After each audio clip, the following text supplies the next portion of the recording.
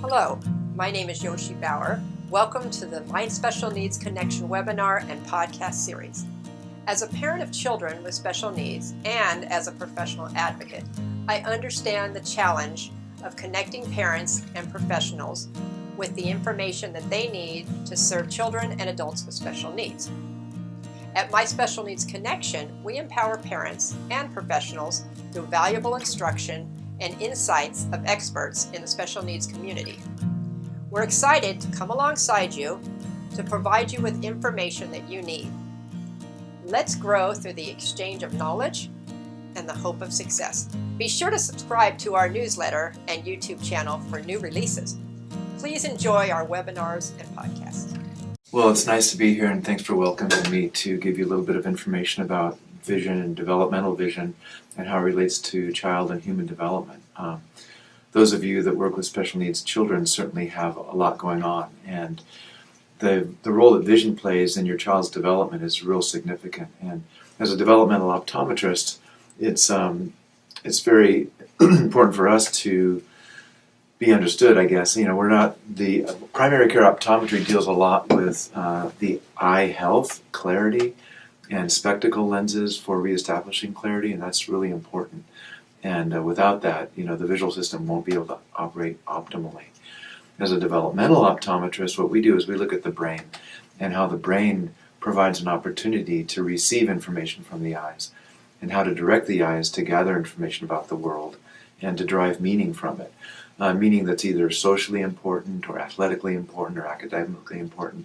All those three general arenas of human activity are what we look into as a developmental optometrist. So when it comes to evaluating your child, or any adult for that matter, we're looking into the brain's capacity to benefit from what the eyes are telling the brain and how the brain can control the visual system in gathering information.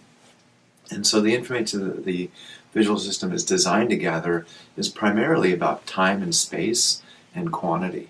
So when the visual system is engaging the dynamic three-dimensional space around it, it's giving information to the body about when and where the body should move.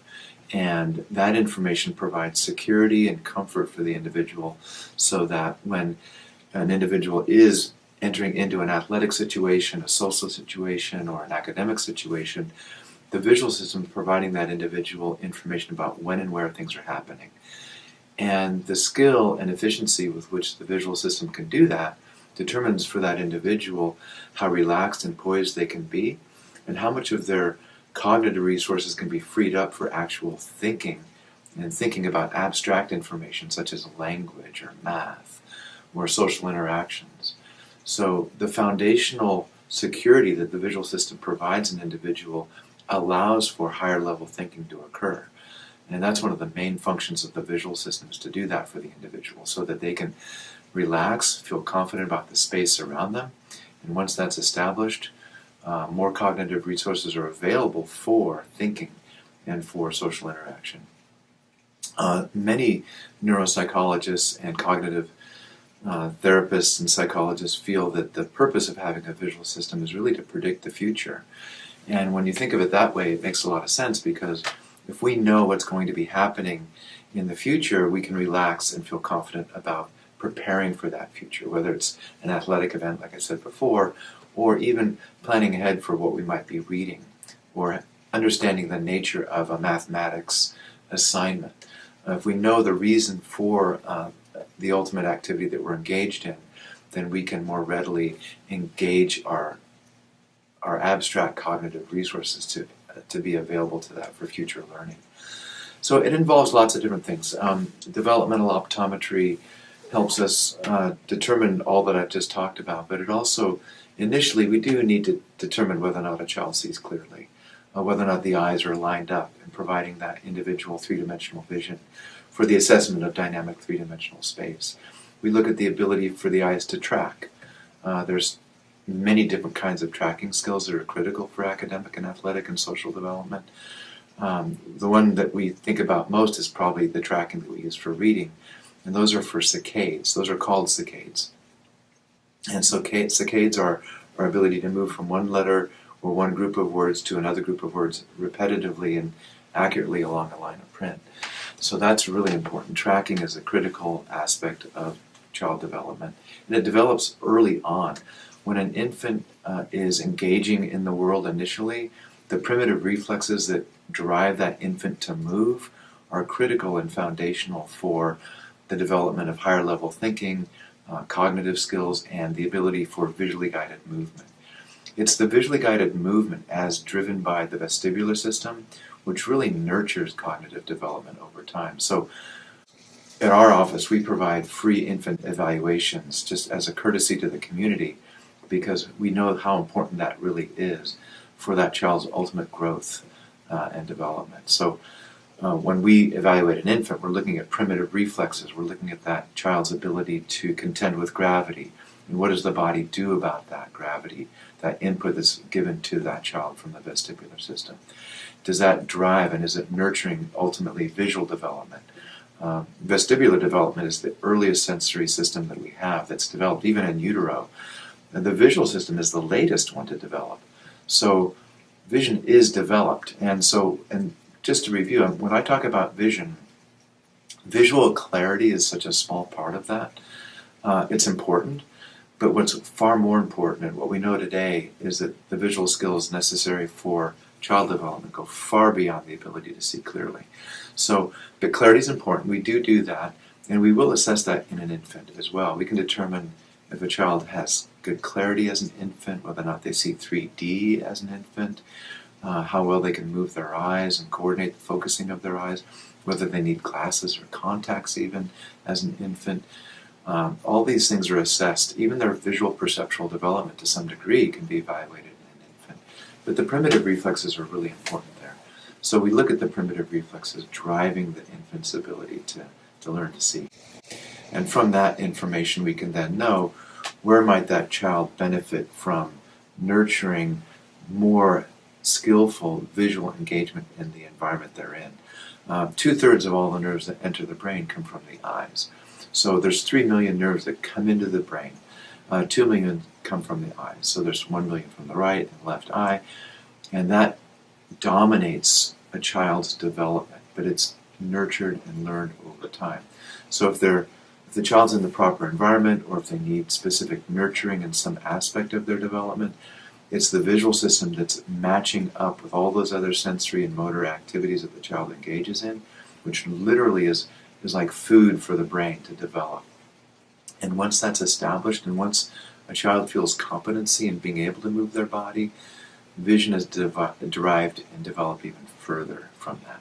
So it starts with gravity. It starts with the vestibular system, nurturing that growth through the primitive reflex system. The primitive reflex system then facilitates visual engagement in the physical nature of the world. The child learns about time and space and quantity, and starts to match up all those other sensory systems. That is the tactual system, the gustatory system, the smell and taste of things. The auditory system is crucial ultimately for the acquisition of the ability to read and to match written language symbols with acoustic language sounds. And so all of this starts in infancy, and many children with special needs have delays in various aspects of their sensory motor input.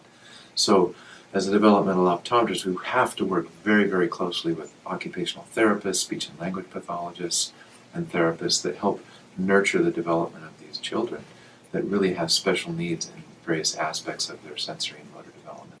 So that collaborative effort between all these different professionals is absolutely critical when it comes to helping children with special needs.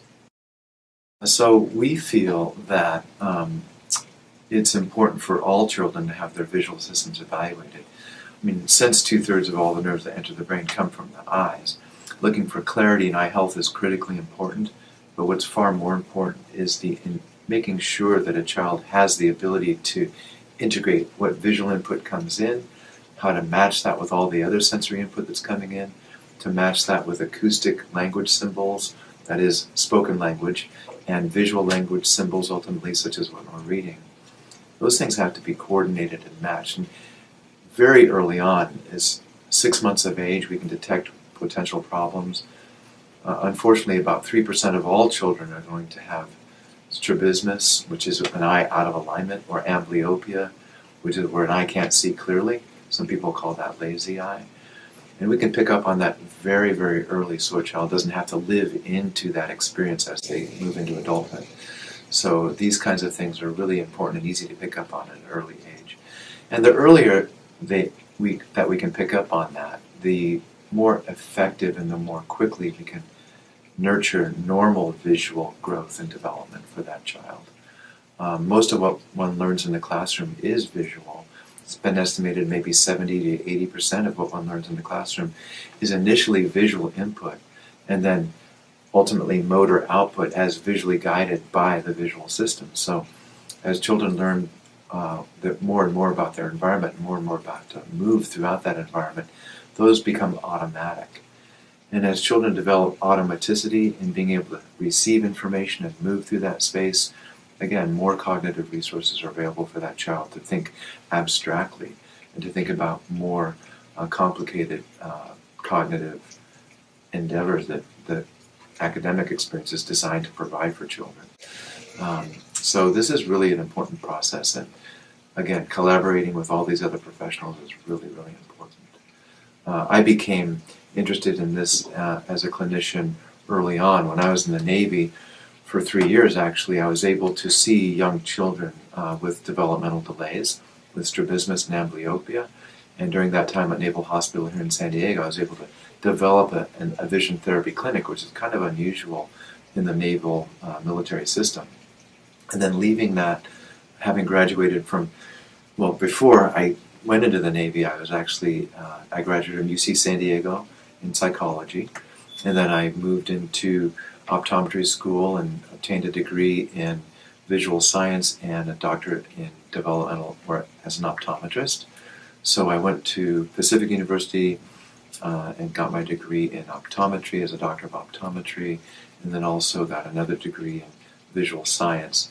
So with my psychology degree in visual science and doctor of optometry, I think the combination of those three things put me in the right mindset to help children overcome challenges that are interfering with normal development, normal growth. And then going into the Navy for 3 years here at Naval Hospital San Diego, I was able to help develop a clinic that was geared toward helping individuals nurture normal development, whether it be crossed eyes or amblyopia.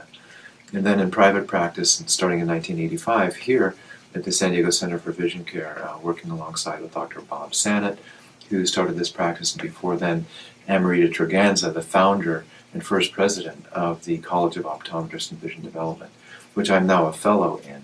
So becoming a fellow in that program, in that college, is very, very important for me because it helps me even further understand the critical relationship between vision and child development. So the combination of those things and having experience and exposure to helping children be more understood. I think what drives me into helping children that have special needs is for them to be understood. You know, oftentimes they don't have the language that's necessary to exhibit their challenges. And really, a child's challenges are exhibited through their behavior, not necessarily with their language. And so when we observe their behavior, their ability to contend with puzzles or walking through a room, if they're toe walking, are they perceiving space to be different than it really is for them? And if, for example, a child that's toe walking are often thought to have issues with tactual sensitivity or tight heel cords, and this is often the case. But oftentimes children with autism, for example, will walk on their toes because they're perceiving the world to be different than it really is. And so they're walking on toes, just like we would walk on our toes if we're walking up a hill. So they might perceive that they're walking uphill and they have to get on their toes to do that. So oftentimes we'll use what's called yoked prisms to provide a child an opportunity to see the world in a more natural setting. And once that occurs, you'll see a child that's toe walking start to walk heel to toe because they no longer need to walk on their toes because they don't perceive the world as needed to do that. So yoked prisms is a big therapeutic intervention for us with children that have autism, and adults for that matter. Even adults with acquired brain injury oftentimes benefit from yoked prisms because their perceived world is shifted away from their anatomical midline. So typically, neurotypical individuals assess the visual space around them from their midline, their anatomical midline, and they move through space, referencing that as a 0 point for action and for movement. But oftentimes children with sensory issues and sensory motor challenges and individuals with acquired brain injury, that's been shifted. So it's called a visual perceptual midline shift. And so we can modify the spatial connectivity of that individual with yoga prisms by moving the spatial world back into alignment with their body. And when we do that, their engagement in the space around them becomes more normalized and more confident and reliable to them. So they can assess social situations more readily. They know where their body is in space. They know where everything else is in space, and that's handled. And when that's handled, that again frees up their ability to engage in activities that are more normalized for them. They're more confident in space. They're more confident in social interactions, and they can plan ahead more easily. In other words, again, getting back to this concept of children being not misunderstood. So their behavior is broadcasting their visual challenges oftentimes. And so just by observing their behavior in an evaluation, a developmental vision evaluation, we can see where they might benefit from, say, yoga prisms, or maybe some lenses to reestablish their ability for their eyes to align and stay focused to provide them an opportunity to see 3D vision. Because if they're seeing intermittent double vision, or if their visual world is intermittently flat or two-dimensional, then three-dimensional, then double, you can understand their apprehension in terms of wanting to engage in such activities as soccer or baseball, or even handwriting or reading can be very challenging for them. Certainly social situations can be very difficult if their visual world is constantly shifting and unreliable for them. So reestablishing a more normal visual connection with their visual world helps others realize, oh, they do have these innate abilities. That's why they were having such apprehension and insecurity in these novel environments. If children go into a novel environment, a new room, a new classroom, or a new clinic, and they are real reticent about engaging in those activities, it's because they can't assess the space around them very effectively, and it's not a secure, reliable spatial environment for them. If we can reestablish a visual environment that's secure and stable and reliable, they're less reticent about going to these novel spaces. And then when they come back into a space that they've been in before, they can remember it. They have a spatial construct inside of which they can behave normally. If they don't have that spatial reliability, we can't expect them to be natural and comfortable in those environments. So one of our goals is to provide an opportunity for children to be able to walk into a novel spatial environment, understand the nature of it, and then engage in it in more effective ways. So the evaluation is going beyond just the spatial understanding of things, but also memory and working memory. So working memory is a really big aspect of human development, to be able to know where you've been, to know where you are, to know where things are going. If you can engage a child in activities that help us understand the range of working memory that they have, we can more readily expand that range so they can relate things that they're currently engaged in to things they already know and plan for future events that have yet to occur. And if we can expand that working memory in the assessment, or if that assessment helps us understand the range of working memory that they have, in vision therapy, we can expand that range. So vision therapy oftentimes follows a developmental vision evaluation, because then we know what aspects are delayed or what aspects are not synchronized well with other sensory systems. We then collaborate with occupational therapy, with speech and language, with special ed, and we coordinate an activity or a therapeutic plan that might provide an opportunity for better child development, better engagement in the things that are important to us. Basically the academic, the social, even the athletic activities that we want to engage in.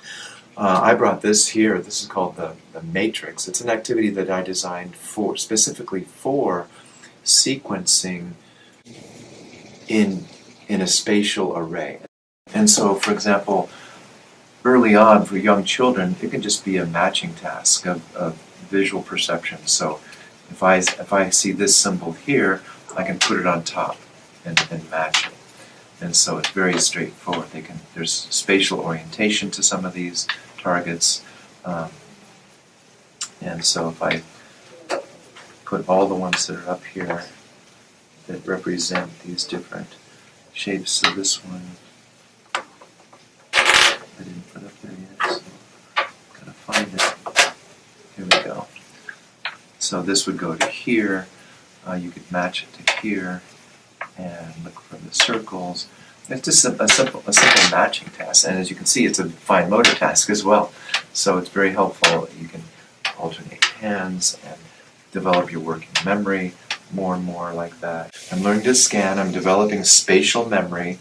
I'm also developing sequential memory in a spatial array, so I'm processing sequentially. And it's a fun activity. We have, you can use non-language symbols, numbers, letters, or even representations of quantities such as dots. And you can do visual closure activities with it, or figure ground activities with it. In other words, I want to do something that's three-dimensional, that's bimanual, that requires movement and planning to know where you've been, to know where you are, to know where you're going.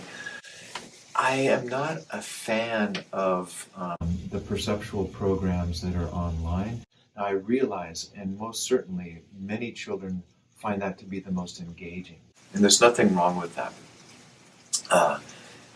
But it's not necessarily the program that's going to help that child develop better skills. It's going to be engagement in the real three-dimensional world, hopefully socially connected with somebody else that's engaging them. That's the therapeutic process that's most effective. And so, again, I'm not denying the value of a lot of the online programs that a lot of children really benefit from, that are on an iPad and programs that engage their thinking. But it's just one way of thinking. I think there's a much richer opportunity and a much broader opportunity for transfer into the dynamic aspect of our three-dimensional world, which is what the brain and the visual system is designed to do. The brain and the visual system is designed to engage the three-dimensional world, and when you do it with both hands in a sequential manner, in a spatial array, that's what's really nurturing the brain to have an expanded working memory, and also the ability to develop the understanding. In our culture, things are done in a sequence and they're done in a spatial array, and so if we can sustain that and let them see the value of that, that's what's going to drive them into engagement in much broader areas of human activity. So that's where I come from my background in psychology, to developmental optometry, to designing things that can help nurture children's abilities to engage the real world. But most of all, for me, what's most important is for parents to understand their children's behavior. Is it visual in nature? Can we resolve that visual interference to normal engagement in academics, socialization, and sports? And if we can do that, I'm happy.